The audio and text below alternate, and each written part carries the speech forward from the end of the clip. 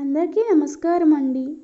ఈరోజు చెప్పే కథ పేరు గుండ్రంగా తిరిగే భూమి పార్ట్ 2. ఈ కథను రచించిన వారు అమరేంద్ర గారు. ఇంకా కథలోకి వెళ్తే, ఇది ఇలా ఉండగా ఓ రోజు క్లాసులో ఉన్న ప్రియని చూడ్డానికి వచ్చాడు కార్తిక్. అప్పుడే సతీష్తో మాట్లాడుతూ కనబడింది ప్రియ. తట్టుకోలేకపోయాడు. ప్రియ అని కోపంగా అరిచాడు. ఉలిక్కిపడింది ప్రియ. మెల్లగా నడుచుకుంటూ కార్తిక్ దగ్గరికి వచ్చింది. ఏంటి డాడీ అంటూ అడిగింది. నీకు మ్యాథ్స్లో ఏ డౌట్ అయినా ఉన్నా నన్నే అడుగు, సరేనా అంటూ క్లాస్లో నుండి బయటికి వస్తుండగా గంట మోగింది. క్లాస్ అందరికీ బాయ్ చెప్పి సతీష్ కూడా కార్తిక్ వెంట వెళ్ళాడు. హాయ్ సార్, ఏమైందో అడగొచ్చా అన్నాడు సతీష్. అటుగా వెళ్తున్న సైన్స్ లెక్చరర్ నారాయణ కూడా వచ్చి చేరాడు. ఉన్న భయం చెప్పలేడు, కారణం చెప్పకుండా వాళ్ళిద్దరిని దూరం పెట్టలేడు. అలా ఆలోచిస్తూ, ఏం లేదు సతీష్, తను ఒక మ్యాథ్స్ లెక్చరర్ కూతురు, తనకి నేను ఉన్నాను కదా, నీ టైం వేస్ట్ చేయడం నాకు ఇష్టం లేదు. మిగతా పిల్లలకి మంచి మార్కులు వచ్చేలా చూసుకో. ప్రియ మ్యాథ్స్లో ఫెయిల్ అయిపోయినా బాధ్యత నాదే, సరేనా అంటూ చెప్పుకొచ్చాడు. మీరు ఎలా అంటే అలా సార్ అన్నాడు సతీష్. తమ పిల్లల్ని అందరికంటే బాగా చూసుకోమనే ప్రిన్సిపల్ని చూసాం, కానీ మీలాగా మిగతా పిల్లల బాగోగుల గురించి ఆలోచించే వాళ్ళు ఉంటారు అనుకోలేదు సార్. మీరు గ్రేట్ సార్ అన్నాడు నారాయణ. అలా ఏం లేదు, నేను వెళ్ళాలి, బాయ్ అంటూ నడక మొదలుపెట్టాడు కార్తిక్. వెనుకనే మాట్లాడుకుంటూ వస్తున్నారు సతీష్, నారాయణ. ఇంతకీ ఎక్కడ దిగావోయ్ అడిగాడు నారాయణ. సుబ్బరాజు గారి పొలం మధ్యలో ఉందిగా ఇల్లు, చాలా విశాలంగా ఉంది, ఖాళీగా ఉంది, చేరిపోయానంటూ చెప్పాడు సతీష్. మంచిదేలే, ఈ ఊరిలో కాస్త ప్రశాంతంగా ఉండే ఏరియా అదొక్కటే అన్నాడు నారాయణ. అవును నారాయణ గారు, మిమ్మల్ని ఒకటి అడగాలండి. ఈ ఊరి పేరేంటి మరీ విచిత్రంగా ఉంది, ఏదైనా కథ ఉందా అడిగాడు సతీష్. ఈ మాటలన్నీ ముందే ఉన్న కార్తిక్ చెవిలో పడ్డాయి. అదే ఆలోచించుకుంటూ ఇంటికి వెళ్ళాడు. అప్పట్లో నేను కూడా అదే ఇంట్లో ఉన్నాను. అక్కడ జరిగింది ఇదంతా అచ్చం నేను కూడా ఇలాగే కదా అడిగాను వర్మని. ఈ ఊరి నమ్మకం, కర్మ అంటే నేను చేసేదానికి ప్రియా ప్రాణాలు పోవాలా, అదే నా కర్మ. లేదు, అలా జరగనివ్వను, ప్రియని కాపాడుకుంటాను, అవసరమైతే ఈ సతీష్ని చంపేస్తాను అనుకుంటూ నడిచాడు. పేరుకైతే హోదా, ఆస్తి, అంతస్తు, పలుకుబడి, మంచి కుటుంబం అన్నీ ఉన్నాయి కార్తిక్కి, ఒక్క మనశ్శాంతి తప్ప. మనసు పూర్తిగా నిద్రపోయి 7 ఏళ్ళయింది. కడుపు నిండా తిని కొన్ని నెలలైంది. రక్తపోటు రోజు రోజుకి పెరిగిపోతుంది. ఆలోచించి ఆలోచించి తలలో నరాలు చిట్లిపోతున్నాయి. మేడిపండు లాంటి మనసున్న వాళ్ళకి మేడిపండు లాంటి సంపదే రాసుకుంటుందేమో. ఇంటికి వచ్చేసరికి ప్రియా కనిపించలేదు. సుమతి, ప్రియా ఎక్కడా అంటూ అడిగాడు కంగారుగా. అదా, ఆ వర్మగారి ఇల్లు ఒక్కరే సర్దుతున్నారు, పక్క వీధిలోనే కదా, వెళ్తాను అంటే సరే అన్నానండి అంది సుమతి. పిచ్చి పట్టిందా నీకు, అలా ఎలా పంపిస్తావు నన్ను అడగకుండా అంటూ బయలుదేరాడు. వెళ్ళేసరికి ప్రియని కూర్చోబెట్టి పాత ఫోటోలు చూపిస్తూ కబుర్లు చెప్తున్నాడు వర్మ. వచ్చిన కార్తిక్ని చూసి, డాడీ, ఈ అమ్మాయి అచ్చం నాలాగే ఉంది కదూ, నువ్వెప్పుడూ చెప్పలేదే అంటూ అడిగింది ప్రియ. ప్రియా, ఇలా రా, నీతో మాట్లాడాలి అంటూ పక్కకి పిలిచాడు. ఏదో ఒక కారణం చెప్పి దూరం పెట్టాలి అన్న ఉద్దేశంతో. పక్కకు వచ్చిన ప్రియతో, చూడు ప్రియ, ఆయన కూతురు సరిగ్గా నీ వయసు ఉన్నప్పుడే తప్పిపోయింది.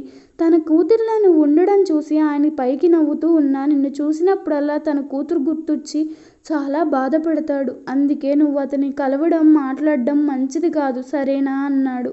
అప్పటికైతే సరే అని తల ఊపింది. కానీ కాలేజ్లో క్లాస్ అందరి ముందు అరిచాడు. మ్యాథ్స్ సార్తో మాట్లాడవద్దంటున్నాడు. ఇంటికి వచ్చాక నాతో సరిగ్గా మాట్లాడట్లేదు. కనీసం ఇప్పుడు తాతగారితో మాట్లాడదామంటే అది కూడా వద్దంటున్నాడు.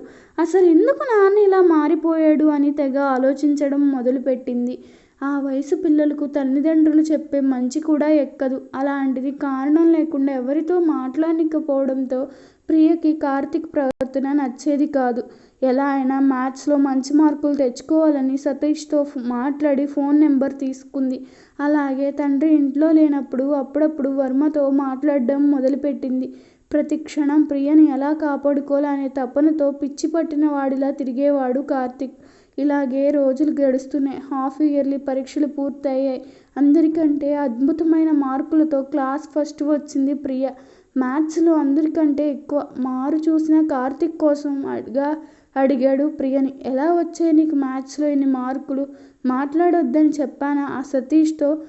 అందరూ మెచ్చుకుంటున్నారు డాడీ, నీకు మాత్రం నాకు మార్కులు రావడం ఇష్టం లేదు. ఆయనతో మాట్లాడితేనే మార్కులు వస్తాయా ఆయన సతీష్ సార్ క్లాస్లో చెప్పినప్పుడు వింటున్నానుగా.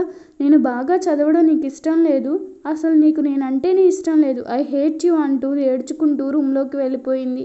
ఏమైందండి మీకు, ఎందుకు ఇలా పిల్లల్ని ఏడిపిస్తారు అంటూ వెనక్కే వెళ్ళింది సుమతి. ప్రియ మాటలకి ఆలోచనలో పడ్డాడు కార్తిక్.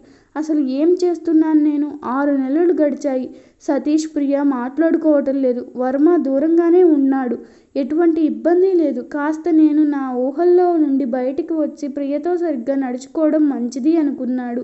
అనుకోవడం మాట వాస్తవమే, కానీ తాను ఉన్న పరిస్థితిని తాను మామూలుగా ఉండనివ్వలేదు. మళ్ళీ మళ్ళీ అవే ఆలోచనలు. ఎంత ప్రయత్నించి కన్నా ఆపుకోలేకపోయాడు. ఇలాగే ఇంకొన్ని రోజులు గడిచాయి. ఓ రోజు కాలేజ్ నుండి ఇంటికి వచ్చి కాసేపు ఏదో పని చేసుకుని భోజనం చేసి టీవీ చూస్తూ కూర్చున్నాడు. సమయం సుమారు 10 గంటలవుతుంది. పడుకుందామని గుడ్ నైట్ చెప్పడానికి ప్రియ కోసం చూస్తే తన జాడ లేదు. సుమతి, ప్రియ ఎక్కడ అంటూ కేకలు వేశాడు. ఇక్కడే ఉంది కదండి, మీ పక్కనే కూర్చుని టీవీ చూస్తూ ఏమైపోతుంది అంటూ వెతుకుతున్నట్టు నటిస్తుంది. తనకి తెలుసు ప్రియ ఎక్కడికి వెళ్ళిందో, కానీ కార్తిక్కి చెప్పట్లేదు. అప్పటికే తండ్రి నుంచి దాచి తల్లికి చెప్పే రహస్యాలు చాలా ఉన్నాయి. మరి వెంటనే తనకి ఫోన్ చేశాడు. మోగుతుంది కానీ ఎత్తట్లేదు. కంగారుగా ఇంట్లో నుండి బయటికి వచ్చి అటు ఇటు చూడడం మొదలుపెట్టాడు. ఎక్కడా కనిపించలేదు. వీధులన్నీ తిరుగుతుండగా అనుమానం వచ్చింది. వర్మని కాని కలవడానికి వెళ్ళిందా అని పరుగున వెళ్ళాడు.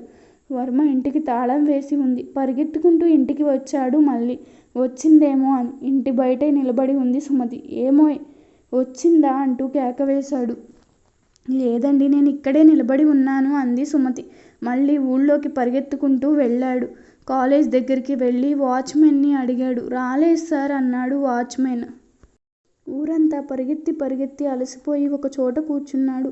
పక్కనే ఓ కుర్రాడు ఫోన్ మాట్లాడుతున్నాడు. అవును, ఇంకో అరగంటలో లవర్స్ డే వచ్చేస్తుంది కదా, నీకేం కావాలో అడుగు అని ఒక్కసారే గుండె కివుక్కుమంది కార్తిక్కి. సరిగ్గా ఇదే రోజు 20 సంవత్సరాల క్రితం. అవును, ప్రియ వాడి దగ్గరే ఉంటుంది. నేను కాపాడుకుంటానని పరుగు పెట్టాడు సతీష్ ఉన్నింటికి. తీరా వెళ్ళేసరికి సతీష్ ఇంటికి కూడా తాళం వేసి ఉంది. అనుమానం వచ్చి కిటికీలోంచి చూశాడు. లోపల ఎవరూ లేరు. ఇంటి చుట్టూ తిరిగాడు. జాడ ఏమైనా తెలుస్తుందేమో అని. లేదు. అక్కడే తిరిగి ఒక చోట అలసిపోయి కూర్చున్నాడు. అసలు ఇదంతా నేను చేసిన పాపం. వర్మని తన భార్యకి పెట్టిన క్షోభ ఊరికే పోతుందా? భారతి ఎంత ఏడ్చి ఉంటుందో. ప్రేమించాను అని చెప్పి ఇంత దారుణం చేశాను.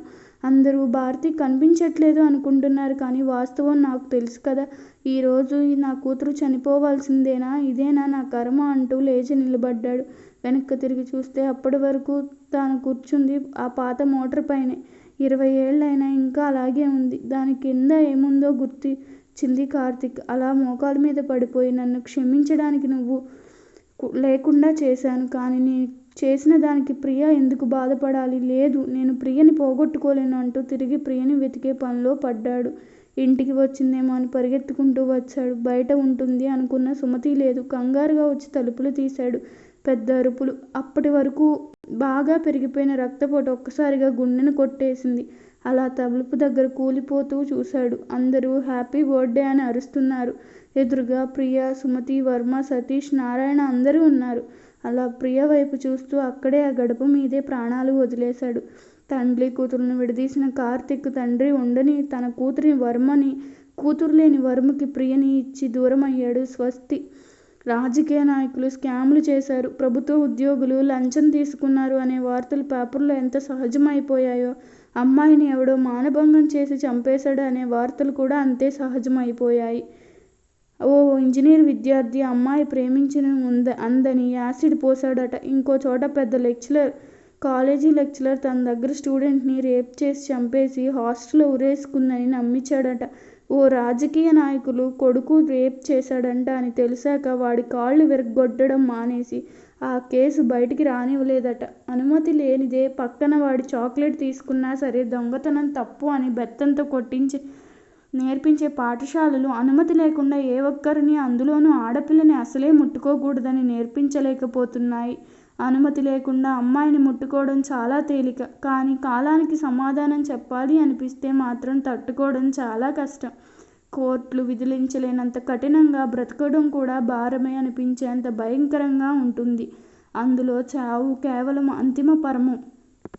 ఈ కథ మీకు నచ్చినట్లయితే నా ఛానల్ను సబ్స్క్రైబ్ చేసుకోండి. ధన్యవాదములు.